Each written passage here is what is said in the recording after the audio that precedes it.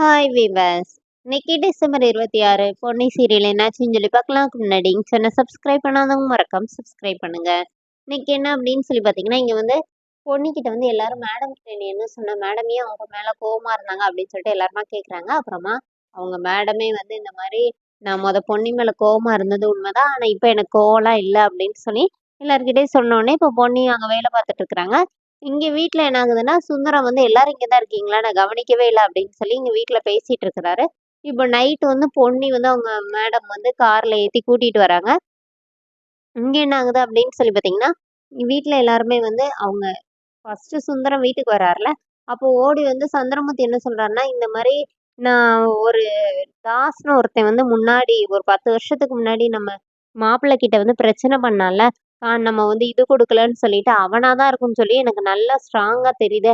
அதனால நான் போலீஸ்ல அவன பத்தி விசாரிக்க சொல்லியிருக்கேன் அப்படிங்கிற மாரி சொன்னோனே, வீட்ல எல்லாரும் அப்படியே பதட்டமாகுறாங்க. இப்போ சுந்தரத்துக்கு அப்பதான் நிம்மதி ஆகுது. அப்பா அவன் இல்ல அப்படின்னு சொல்லிட்டு. அப்புறமா சாப்பிடும்போது இத பத்தி பேசும்போது அவர் என்ன சொல்றாருன்னா, அவன் ஃபாரின்ல போய் செட்டில் ஆகி 5 வருஷத்துக்கு மேல ஆயிருச்சாம். நான் தான் யாரையோ தப்பா நெனச்சுட்டேன் போல. இப்ப வேற யாரா இருக்கும்ன்னு சொல்லி கண்டுபிடிக்க சொல்லியிருக்கான் அப்படி சொல்லிட்டு இந்த டாபிக் பத்தி பேசிட்டு இருக்காங்க. இப்ப சாப்பிட்டுட்டு பிரீத்தியும், வெண்ணிலாவும் மட்டும் வெளியில வாக்கிங் வராங்க. வரும்போது கரெக்ட்டா பொன்னி வந்து அங்க இறங்கி கார்லேருந்து இறங்கி வராங்க. "என்ன உனக்கு ஓசில டிராப் பண்றது கூட ஆள் கிடைச்சிருச்சு போல" அப்படின்னு இவங்க ரொம்ப பேச ஆரம்பிக்கிறாங்க. இப்ப பொன்னி சும்மா இல்லாம, "மேடம் இவங்க யாருன்னு தெரியுமா?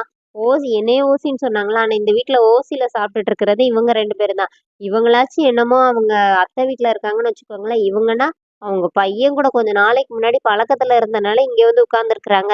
அப்படின்னு சொல்லிட்டு அவங்கட்ட என்ன சொல்றாங்கன்னா, "ஓசில சாப்பிட்டா இப்படிதான் செமிக்காம போயிரும். கொஞ்சம் வேலை பார்த்து எதனாச்சும் செஞ்சு அப்ப சாப்பிட்டு பாருங்க. அப்ப எக்ஸ்ட்ரா இந்த மாரி வேலை பார்க்க வேண்டிய அவசியமே இல்லன்னு" சொல்லிட்டு பொன்னி செமையா பேசுறாங்க. அவங்க ஓனரே என்ன சொல்றாங்கன்னா, "விடு பொன்னி" அப்படிங்கிற மாரி சொல்றாங்க. அதோட என்னோட எபிசோட் எண்ட் பண்ணியிருக்காங்க. தேங்க்